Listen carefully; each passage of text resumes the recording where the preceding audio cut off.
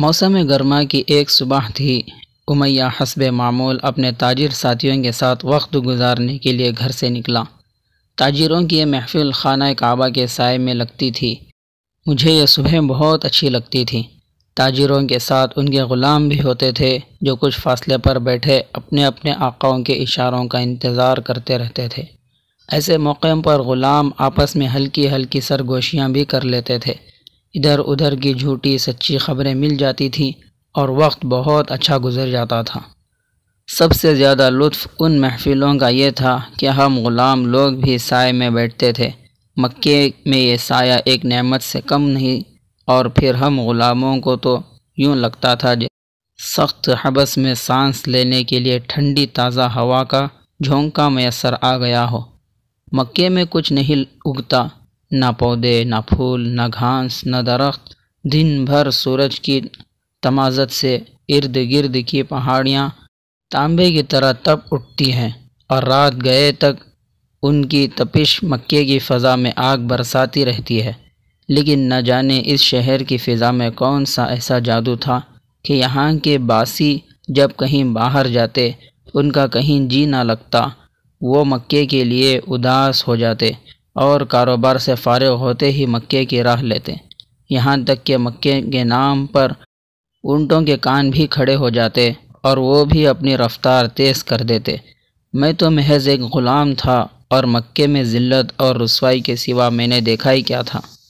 جب سے پیدا ہوا تھا لوگوں کے ہاتھوں میں صعوبتیں اٹھا رہا تھا، کوئی بوجھ اٹھواتا تھا، کوئی دائروں میں دوڑ لگواتا تھا، یہ دیکھنے کے لیے کہ اس میں کتنا دم خم ہے، کتنے میں ٹھیک رہے گا اس کا سودا۔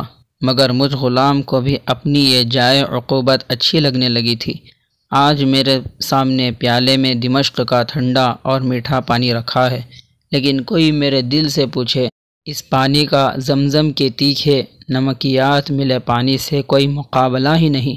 خانہ کعبہ کے صحن میں زمین سے ابلتا ہوا زمزم کا پانی مجھ جیسے غلام چلوؤں سے پیا کرتے تھے۔ ایسا کیوں تھا؟ کیا سحر تھا مکے کی فضا میں؟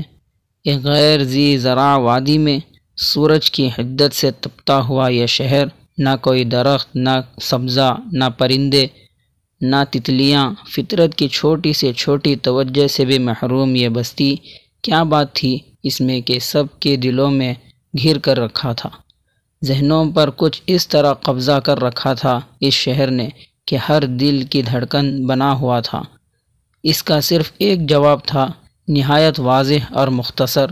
خانہ کعبہ کی سیاہ مکعب نما عمارت جو ایک آسمانی نگینے کی طرح اس ریگ زار کا زیور بنی ہوئی تھی، اس کے سائے میں 100 کھجوروں کے سایوں کا سرور تھا۔ یوں کہیے کہ یہ کرہ ارض کا سب سے خوشگوار نخلستان تھا۔ جاہلیت کے دور میں بھی یہ امن کا گہوارہ تھا۔ کسی کو یہاں تلوار اٹھانے کی اجازت نہیں تھی، کوئی اپنے دشمن پر ہاتھ نہیں اٹھا سکتا تھا۔ کوئی جھگڑا، کوئی فساد، کوئی تنازع، کوئی جنگ خانہ کعبہ کے حدود میں نہیں لائی جا سکتی تھی۔ خانہ کعبہ اللہ کا یہ گھر حضرت ابراہیم علیہ السلام نے تعمیر کیا تھا، صرف ایک اللہ وحدہ لا شریک لہ کی عبادت کے لیے۔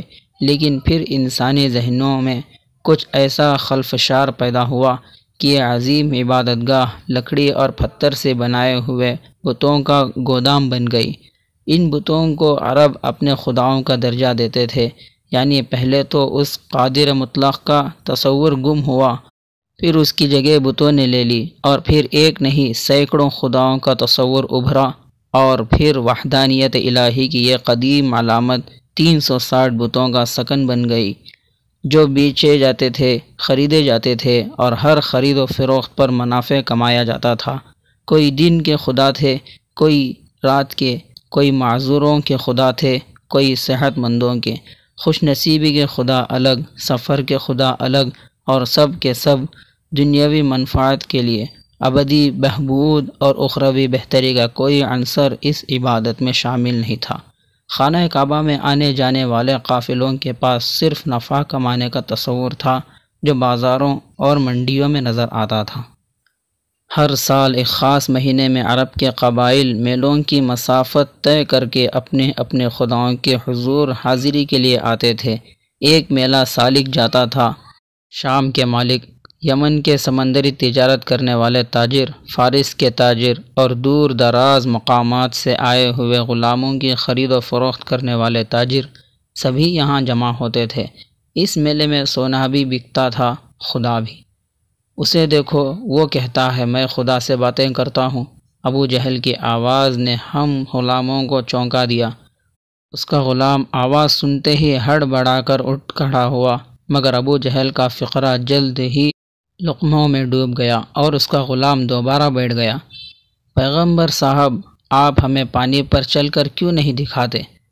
اب کہ میں اٹھ کھڑا ہوا، یہ امیہ کی آواز تھی، میرے بد نصیب آقا کی، جو آج جہنم میں اپنی اس ہرزہ سرائی کا جواب سن رہا ہے۔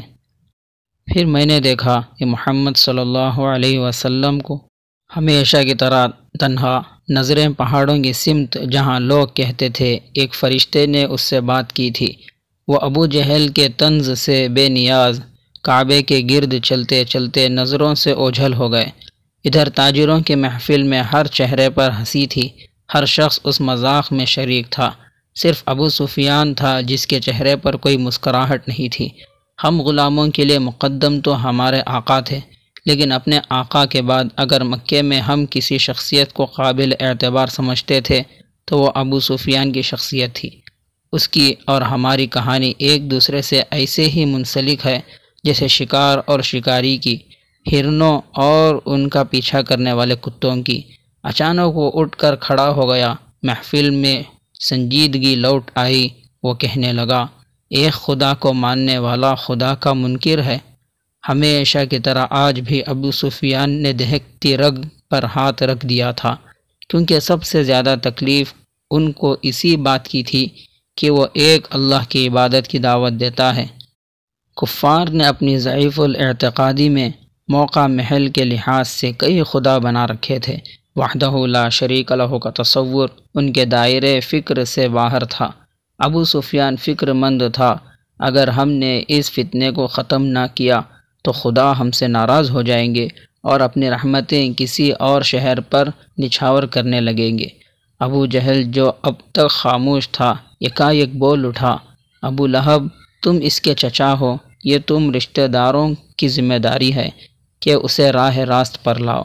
ابو لہب گھبرا گیا، اس نے اب تک دانستہ طور پر اپنے آپ کو اس ساری گفتگو سے الگ رکھا تھا، وہ اس میں شریک نہیں ہونا چاہتا تھا۔ ابو جہل نے خوامخواہ اسے بیچ میں گھسیٹ لیا۔ راہ راست پر لاؤں؟ کس کو؟ محمد کو؟ وہ کوئی بچہ ہے، 40 سال کا ہے، اس میں کوئی شک نہیں کہ وہ سراسر بدنامی کا باعث ہے، میرے لیے، اپنے خاندان کے لیے، اپنے عالی نسب کے لیے۔ کل اس نے غلام کو اپنا متنبع بنا لیا ہے۔ پاگل پن ہے، پاگل پن۔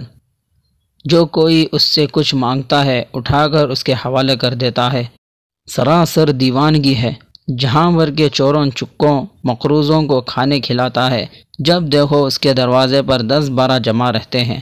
شاید ہی کوئی ہو جو اس کے گھر سے کوئی بھیڑ یا بکری یا کچھ اور لے کر نہ جائے۔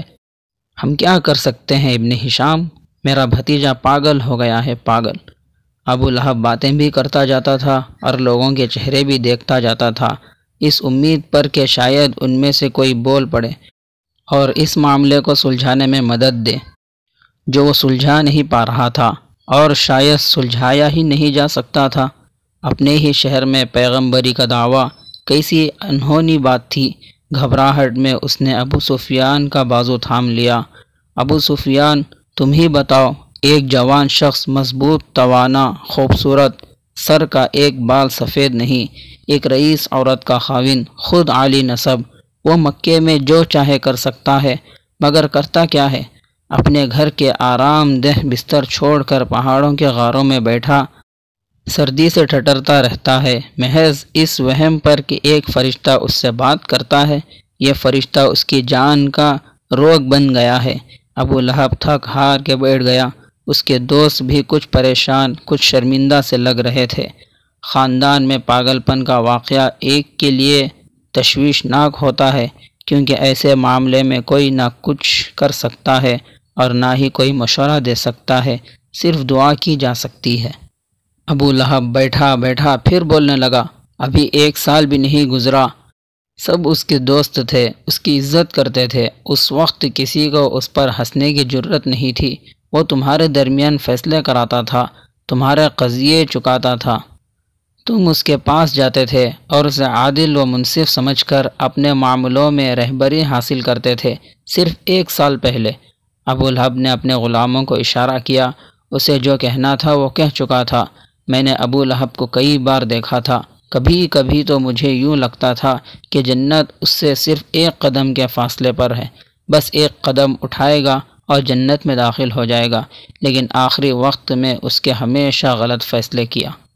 ابو جہل کچھ سوچ رہا تھا، لگتا تھا کہ کوئی اہم فیصلہ کر رہا ہے۔